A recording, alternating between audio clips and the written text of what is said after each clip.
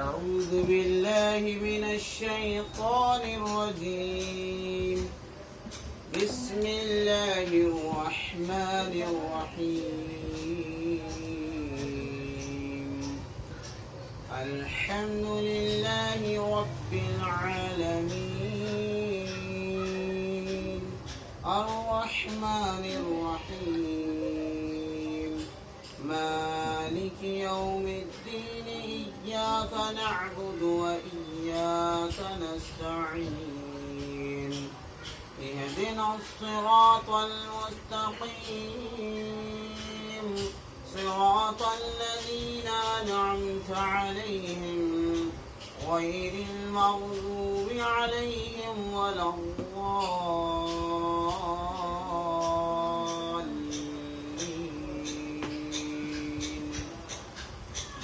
آمین۔ تو کل بچوں آپ کو یہ سمجھایا گیا تھا سورہ فاتحہ کی تفسیر چل رہی تھی، اور میں نے کل آپ کو بتایا تھا کہ بسم اللہ الرحمن الرحیم کا کیا ترجمہ ہے اور کیا معنی ہے۔ مزید دوبارہ شروع کرتا ہوں، توجہ دیجیے، دھیان سے سنیے۔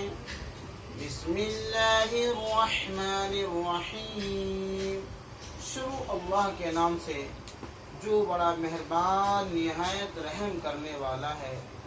میں نے آپ کو بتایا تھا کہ اس نام کو بولتے ہیں اللہ کے نام سے، اور اس میں رحمان اور رحیم جو اللہ کے صفاتی نام ہیں اس کو پیش کیا گیا ہے۔ کل مکمل اس کے تعلق سے پوری مکمل تفصیل کی گئی، بتایا گیا رحمان کیا ہے، رحیم کیا ہے، اللہ کی ذات کیا ہے۔ آج اگلا سبق ہم پڑھیں گے الحمدللہ رب العالمین۔ تو میں نے آپ کو بتایا کہ الحمد، اللہ تبارک تعالیٰ نے جو تعریف کی ہے کہ تمام تعریف اللہ کے لیے۔ پہلے تو ترجمہ دیکھیے، الحمدللہ رب العالمین۔ الحمد کے معنی آتے ہیں تعریف، اور للہ اللہ کے لیے۔ رب کے معنی آتے ہیں پالنے والا، پالن ہار، اور عالمین جمع ہے، پورے عالم کو شامل ہے، یعنی تمام عالمین کا رب ہے۔ تب مکمل ترجمہ ہوا کہ تمام تعریفیں اللہ کے لیے ہیں جو سارے جہان کا پالن ہار ہے، سارے جہان کو پالنے والا ہے۔ مزید دیکھیے اللہ کا ایک انداز ہے کہ جب لفظ الحمد کہہ کر کے پوری تعریفات جتنی بھی ہو سکتی ہے تعریف پورے عالم کے اعتبار سے، اللہ نے اس لفظ میں سمو دیا، بتایا الحمد یہ کہہ کر کے اللہ تبارک تعالیٰ نے تمام جامعیت کے جو بھی الفاظ ہو سکتے سب کو اس میں پرو دیا، اور بتایا کہ جتنی بھی تعریفیں ہو سکتی ہیں وہ صرف اور صرف اللہ کی۔ آپ اندازہ لگائیے کہ اگر ہم کسی کی تعریف کرتے ہیں کہ آپ بہت اچھے ہیں، آپ کا کام بہت اچھا ہے، آپ نے بہت اچھا بنایا، در حقیقت وہ اللہ کی تعریف ہے۔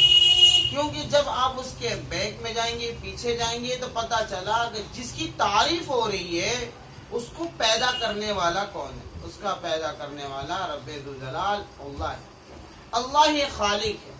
تو جب اللہ خالق ہے تو در حقیقت اللہ کی تعریف ہوئی، اللہ کی تعریف ہوئی۔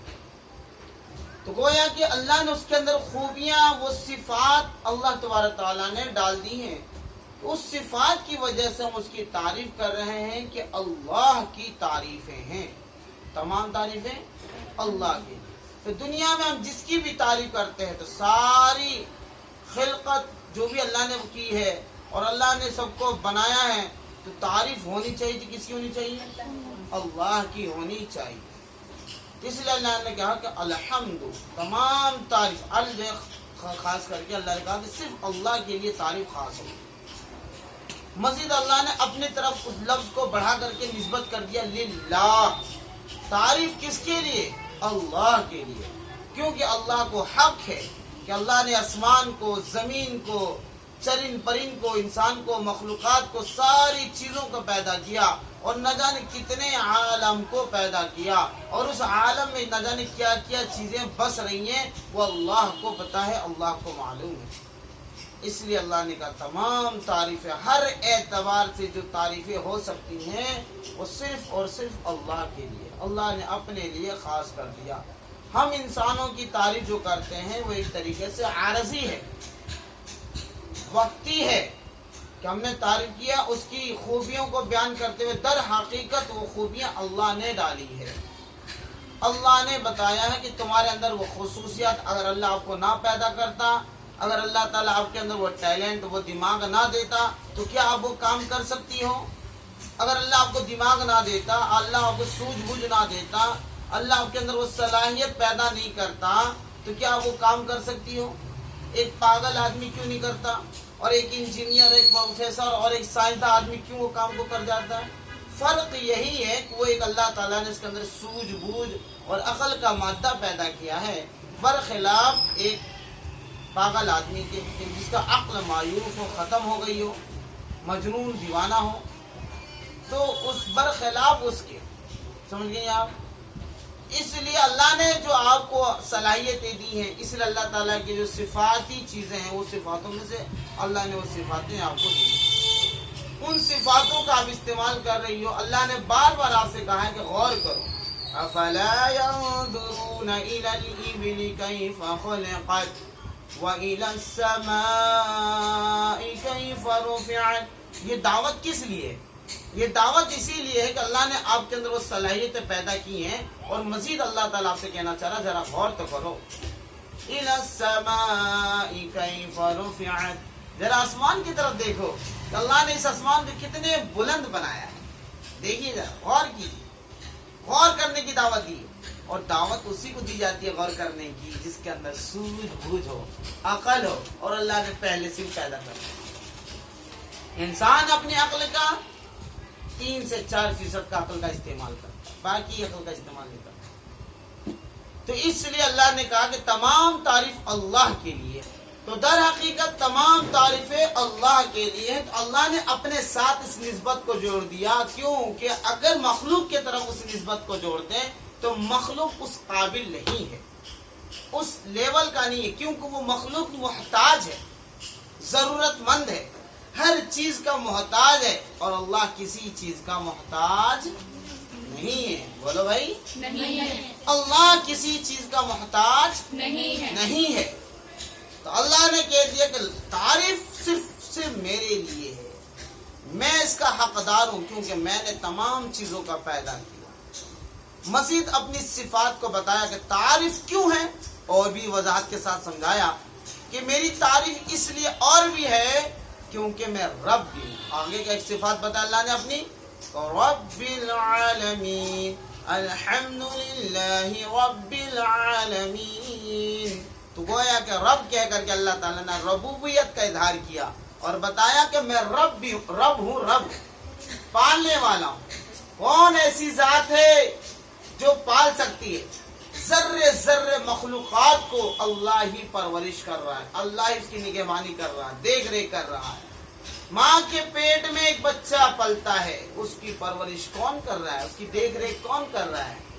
اس کی نشو و نما کون کر رہا ہے؟ اللہ کی ذات۔ ایک مرغی کا چوجا اتنا سا جب وہ نکلتا ہے انڈے سے، انڈا چاروں طرف سے پیک ہے، اس کے اندر اس چوجے کو کون پیدا کر رہا ہے؟ اس کو کون بنا رہا ہے؟ اللہ کی ذات ہے۔ تو رب کون ہوا؟ اللہ کی ذات۔ اللہ نے کہا کہ تم تو کھانا کھا لیتے ہو، کھانا کھانے کے بعد تمہارے اندر جو کھانا جا رہا ہے، پھر اس کے بعد اس کی جو وٹامن ہے، اس کو جو اشیاء، جو چیزیں تم نے کھائی ہیں، چاہے وہ کھانے کی شکل میں کوئی بھی شکل ہو، کھانے کے بعد اندر میں اس کا کام کون کروا رہا ہے؟ کس کے حکم سے ہو رہا ہے؟ وہ غذا جو آپ کے اندر فوزلہ کیسے بن رہا، خون اور اس سے طاقت کی وٹامن کی چیزیں کون بنا رہا ہے؟ اللہ کی ذات۔ اس طریقے سے جتنے بھی عالمین میں مخلوقات بس رہے ہیں، ان تمام مخلوقات کو اللہ تبارک تعالیٰ ہی اس کی پرورش کر رہا ہے۔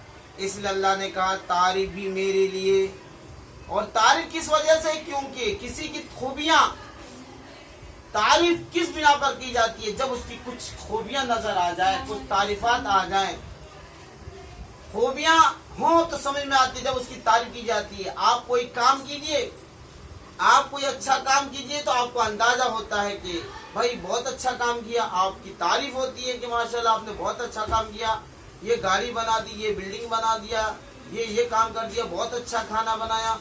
یہ جو آپ کی جو خصوصیات تھی، صفت تھی، جو آپ نے کام کیا، اس صفت کی وجہ سے آپ کی تعریف ہو رہی ہے۔ اللہ کی بھی ایک صفت کیا ہے؟ صفات تو بے شمار ہیں، اللہ کی صفات بے شمار ہیں، اس میں سے ایک صفت اللہ کی ربوبیت بھی ہے، یعنی کہ رب بھی ہے۔ اللہ رب ہے، پالن ہار ہے، سب کی پرورش کر رہا ہے، ایک کیڑے مکوڑے کی، ذرے ذرے کی اسی نے پیدا کیا اور وہی اس کی پرورش کر رہا ہے، وہی رب ہے۔